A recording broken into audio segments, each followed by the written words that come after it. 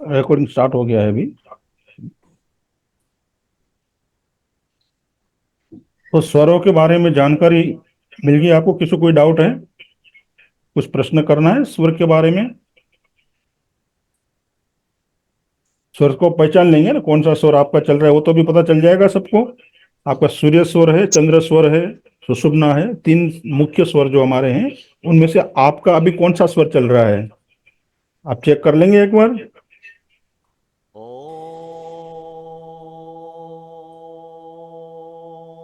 Sir मेरा सूर्य स्वर चल रहा है। चंद्र स्वर सर। हाँ बाबा जी। सब चेक कर पा रहे हैं ना इजीली? सबको पता चल रहा है ना किस तरह से चेक करना है? सूर्य स्वर। हाँ जी सर। जी सर। कोई कंफ्यूजन नहीं है ना स्वर चेक करने में? क्योंकि बेसिक वो है, हमें यह समझना है कि मेरा अब अभी इस समय कौन सा स्वर चालू है। बस यही समझना पहले, सूर्य या चंद्र, यानी राइट या लेफ्ट, दाया या जी बाया। सर। हाँ, वो पहले समझना आना चाहिए, बेसिक वो है।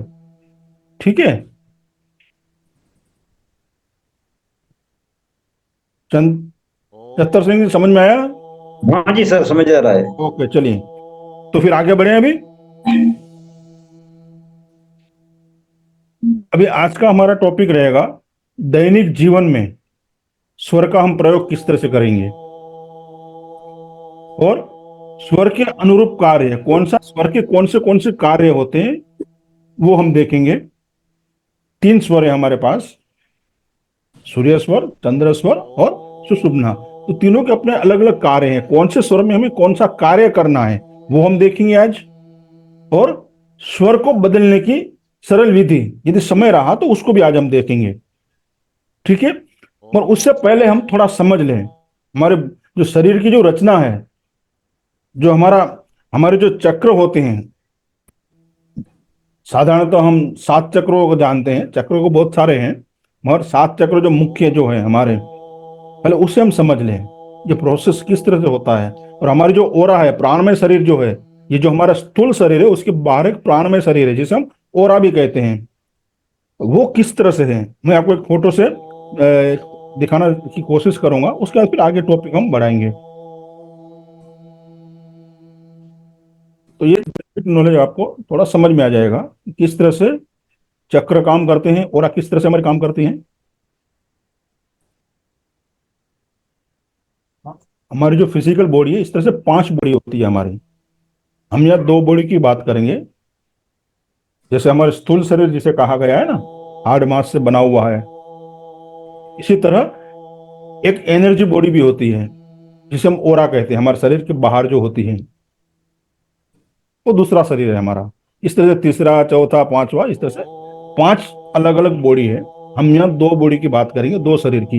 एक तो फिजिकल बॉडी जो हमारी है, ये जो आपको पिक्चर फोटो दिख रहा है ना सबको, तो ये जो हमारे हार्ड मास से बना हुआ जो शरीर है वो फिजिकल बॉडी है हमारी। ठीक है। इसके अंदर सेल हैं, नसें हैं, और इसको जिंदा रहने के लिए खुराक की जरूरत होती है।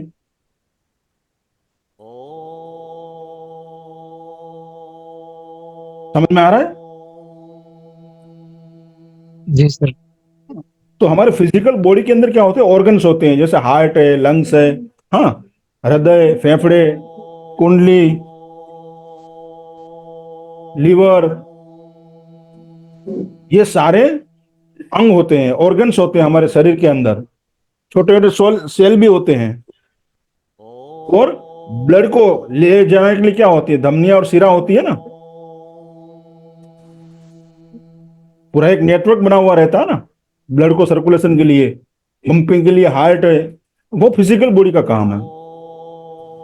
उसी तरह एनर्जी बॉडी होती है, ये जो है, ये ये प्राणमय शरीर जिसे भी कहा गया है, ये इसको ओरा कहते हैं हम। ये जो है ना, ये प्रकाश से बना हुआ है।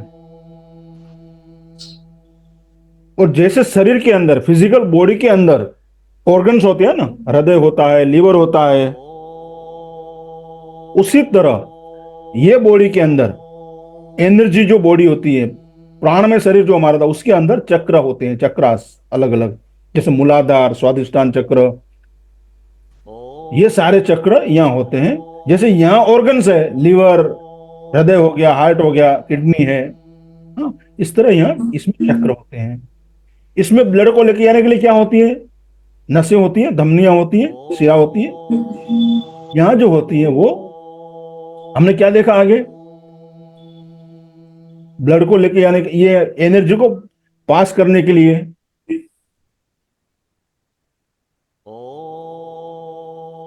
ये जो एनर्जी है ना, उसको नाड़ियां होती हैं, 72,000 नाड़ियां जो हम बता रहे हैं ना, वो प्राण को प्रवाह करते हैं इस पूरे प्राण शरीर में। और ये चक्र होते हैं, वो एनर्जी सेंटर होते हैं।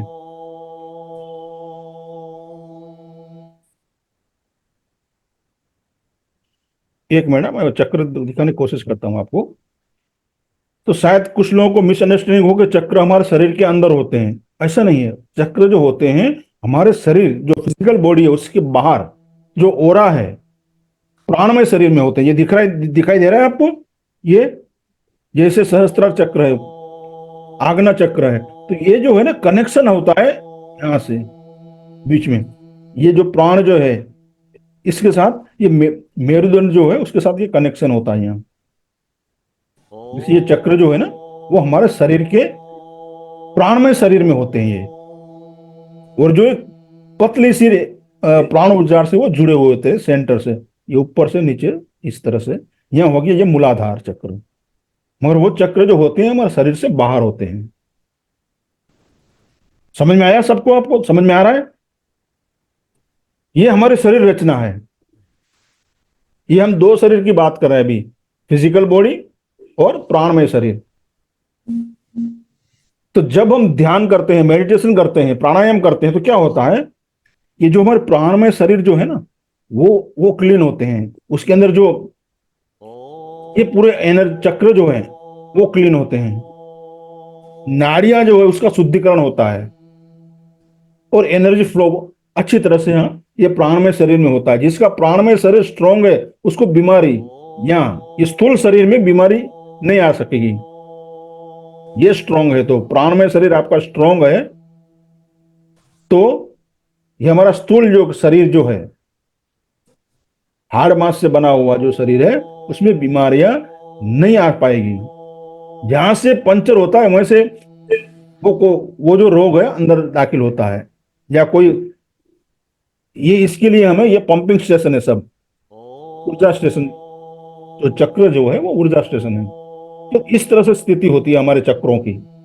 ये एक सामान्य इस कोर्स से रिलेटेड नहीं है, मगर आपको समझ में आए कि ये चक्र क्या होते हैं, किस तरह से वो काम करते हैं। ठीक है, आगे बढ़े। अब चलते हैं दैनिक जीवन में स्वर का प्रयोग हम किस तरह से करेंगे। हर इंसान सुबह उठता है, रात को सोता है, तो दिन में तो कई सारी घटनाएं होती है ना, कई सारे हमारे काम होते हैं वो हम करते हैं। तो हमें स्वरों के अनुरूप किस तरह से जीना है, किस तरह से चलना है, हमारे स्वर हमें क्या कहते हैं उसको किस तरह से सुनना है, शास्त्रों में क्या लिखा है, भगवान शिव ने मां पार्वती को क्या समझाया।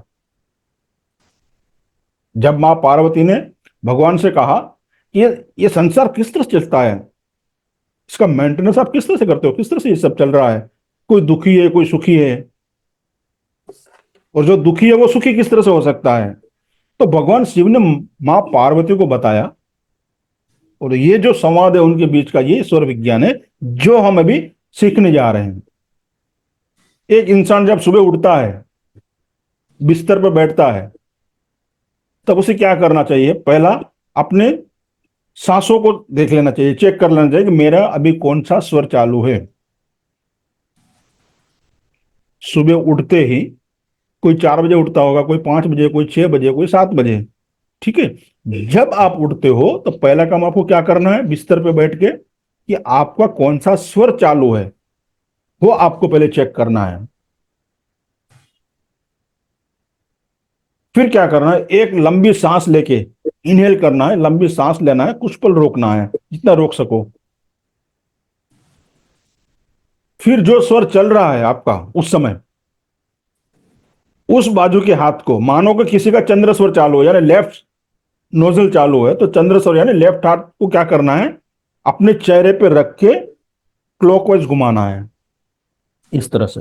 और किसी का सूर्य स्वर चालू है तो राइट हैंड को लेना है चेहरे पे और फिर क्लॉकवाइज घुमाना है। समझ में आया पहला प्रोसेस?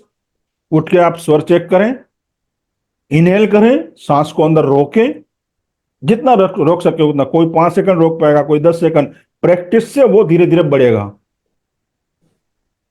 मगर कोशिश हमें क्या करनी है, जितना आप इनहेल करते हो ना लंबा, उतना रोकना है, उतना ही टाइम आपको छोड़ने में रखना चाहिए। ये एक नेचुरल नियम है। मान लो आपने 5 सेकंड अंदर लिया, 5 सेकंड होल्ड करें, 5 सेकंड धीरे धीरे से छोड़ें। तो ये इनहेल, रोकना और छोड़ना लगभग इक्वल होना चाहिए। समझ में आ रहा है आपको? इस तरह से आप करें। तो ये एक पहला स्टेप हो गया। आपने पूरे उस एनर्जी से अपने आप को चार्ज किया। फिर क्या करना है उसके बाद, जो भी आपका स्वर चालू है उस तरफ का पैर इनहेल करके आपको जमीन पे रखना है, फिर सांस छोड़नी है। जो स्वर अभी आपका चालू है, पलंग पे बैठे हैं आप, हाँ, पहले हाथ फेर लिया, वो एक स्टेप पूरा हुआ। फिर आप फिर एक इनहेल करें, जो वो पैर आप जमीन पे रखें जो आपका स्वर चालू है अभी उस तरफ का। लेफ्ट तो लेफ्ट पैर नीचे रखें, राइट स्वर चालू है तो राइट पैर नीचे रखें, ठीक है? और धीरे से सांस छोड़ें। ये दूसरा कदम हो गया, दूसरा स्टेप हो गया।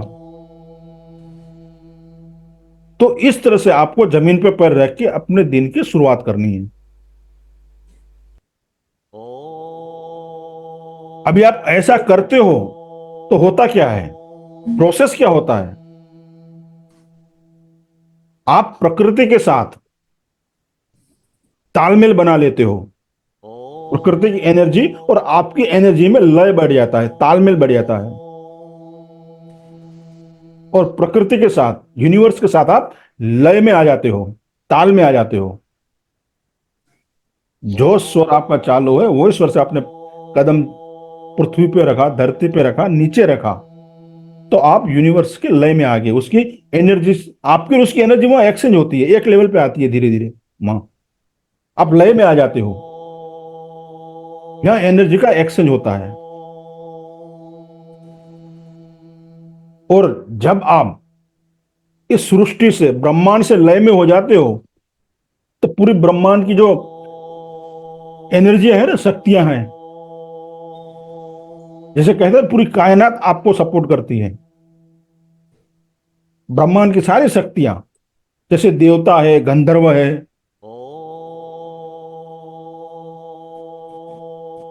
राक्षस गण है, बहुत सारे जीव है ना, बहुत सारे पॉजिटिव नेगेटिव सब सब है ना ब्रह्मांड में, तो सब कुछ है। फिर हमारे घर के अंदर जो लोग वास्तु के जानकार है, तो उसके अंदर वास्तु देव है, 45 देव है अंदर। उनके अपने अपने अलग अलग जगह है वास्तु के लिए, उसके लिए आज से वास्तु में। तो वो 45 देव वास्तु के समस्त प्रकाश जीव है। छोटे मोटे सारे जीव आते हैं, प्रकाश जो आप देखते हैं उसमें उसमें भी एक जीव है, प्राण है। समस्त प्रकाश जीव, ये देवदूत हैं हमारे आसपास, एंजल्स हैं, सब आपको सहयोग करते हैं। आपके कार्य में वो मदद करने के लिए फिर तैयार हो जाते हैं, क्योंकि आप यूनिवर्स के लय में हैं। बहुत बड़ा प्रोसेस है ये, जिससे आज तक हम अनजान थे ना, हमें किसी ने आज तक वो सिखाया कि इस तरह से हमें जीना चाहिए, इस तरह से हमें हमारे दिन की शुरुआत करनी है, इस तरह से हमें ब्रह्मांड के लय में आना है न, क्योंकि वो भी नहीं जानते थे ना। इस विद्या को छुपाया गया था, दबाया गया था, जो प्राचीन विद्या है हमारी, कुछ गुरुजनों की मेहनत से हमें यह मिला है। तो हमें इस तरह से हमारे दिन की शुरुआत करनी है। उसके बाद क्या करोगे आप उठ गए, पैर रखा, फिर आप वॉशरूम जाओगे, बाथरूम जाओगे। तो जब आप बाथरूम जाते हो यूरिन के लिए, पेशाब के लिए, तो हो सके चंद्र स्वर में उसको आपको विसर्जित करना है। ये एक आइडियल है, चंद्र स्वर में उसको विसर्जन करना है यूरिन को, और मल को आपको सूर्य स्वर में विसर्जित करना है। मल त्याग जो होता है वो दाहिने स्वर में यानी सूर्य स्वर में करना है। और सोच के समय यदि यूरेन भी आ जाता है तो उसमें कोई दोष नहीं है, ये आप ध्यान रखें, ये शास्त्रोक्त लिखा गया है। और आप देखोगे प्रैक्टिकली कोई डॉक्टर हैं तो वो ये प्रयोग कर सकते हैं। दाहिने स्वर से त्यागा हुआ जो यूरेन है और बाएं स्वर से जो त्यागा हुआ, मूत्र त्याग किया हुआ है यानी यूरेन त्यागा है, वो दोनों अलग अलग सैंपल लीजिए आप दोनों का, चंद्र स्वर में और सूर्य स्वर में।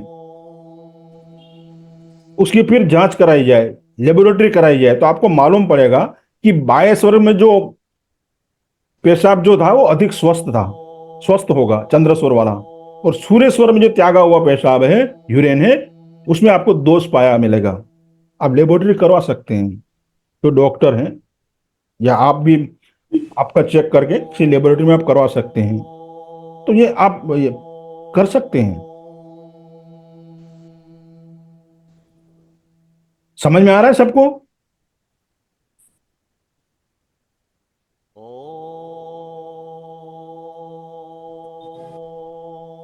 हेलो, समझ में आ रहा है ना? हाँ जी जी सर। गुरु जी। जी सर। जी। और ये शरीर शास्त्र का नियम है ये। आप छोटे बच्चों को देखोगे ना, इसकी आयु 1 साल से कम है, जब वो पेशाब करेगा ना, तब उसका देखिए कौन सा सुर चालू है, बाया सुर होगा, चंद्र सुर होगा उसका। और जब वो मल विसर्जन करेगा, पोटी करेगा जब वो, तब आप देखिए उसका सूर्य सुर चालू होगा। आप उसको ध्यान दीजिए। उस आज तक शायद हमने कहीं देखा नहीं होगा, यानी वो चेक नहीं किया होगा, मगर आप चेक करके, क्योंकि 1 साल का जो बच्चा है वो यूनिवर्स के नियम से, ब्रह्मांड के नियम से ही चल रहा है। वो कोई कोशिश नहीं कर रहा है। तो आप उसे चेक करें तो आपको पता चल जाएगा, नियम पता चल जाएंगे आपको, ब्रह्मांड का नियम क्या है।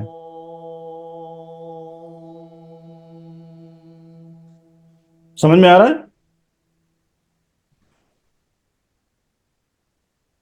उसके बाद फिर सूर्य स्वर में जो है पाचन शक्ति जो है ना, वो अधिक होती है।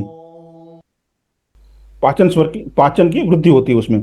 इसलिए भोजन जो हमें सूर्य स्वर में करना चाहिए। ये आप एक बात आप नोट कर लीजिए।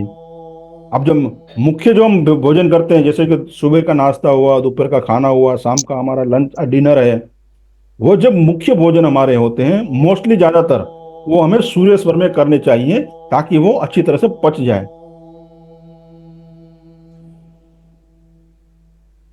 और जो लिक्विड है वो हमें चंद्र स्वर में लेना चाहिए, पानी पीना है या इस तरह से।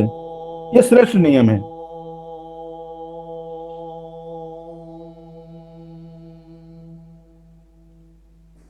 समझ में आ रहा है? जी सर।